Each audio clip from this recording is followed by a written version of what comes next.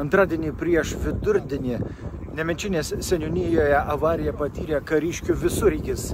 Apvirtus mašinai, pirminiais duomenimis nukentėjo 3 kariai.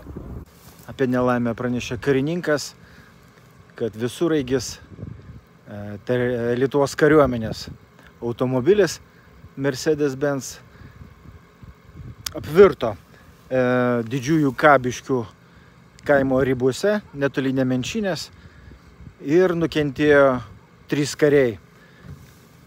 Važiuojant į eismo įvykio vietą, čia laukuose, netaip lengva ir surasti, sutikome medikų ekipažą, policijos ekipažas atvyko. Žodžiu, dar kol kas labai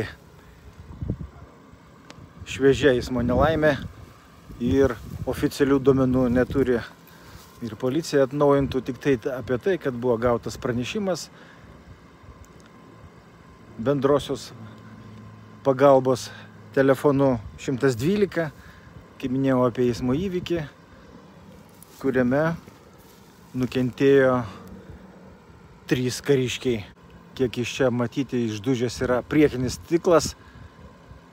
Galima būtų spėti daryti tokią prielaidą, kad automobilis vertėsi per priekį. Tikėtina, kad čia vyko kažkokie pratybos, kažkokie mokymai. Yra sunkvežimis vienas miškuose. Na ir atvykęs yra karo policijos ekipažas. Atlieka savo tyrimą.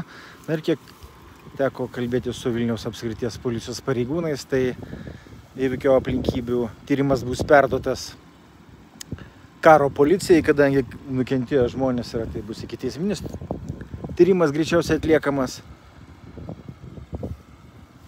Ir jau jie toliau aiškinsis visas aplinkybės ir kaltininką nustatinės, dėl ko įvyko šitą nelaimę.